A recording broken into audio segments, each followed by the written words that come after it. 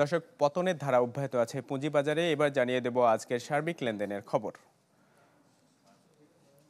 আমরা ঢাকা স্টক এক্সচেঞ্জে দেখতে পাচ্ছি যে দিন শেষে সর্বশেষ ৫,৩৫১ পয়েন্ট, যেখানে পরিবর্তন হয়েছে ৫৭,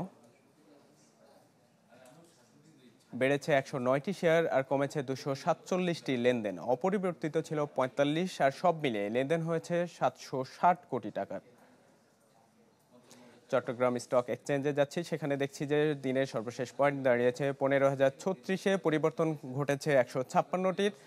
আর সব মিলিয়ে যেখানে লেনদেন হয়েছে, আমরা পরবর্তী কার্ডের জন্য অপেক্ষা করছি, বেড়েছে ৫৮টি শেয়ার, কমেছে ১৩৯টির। আর অপরিবর্তিত ছিল ২৫টি শেয়ারের লেনদেন। সব মিলিয়ে লেনদেন হয়েছে ২৬ কোটি টাকার শেয়ার।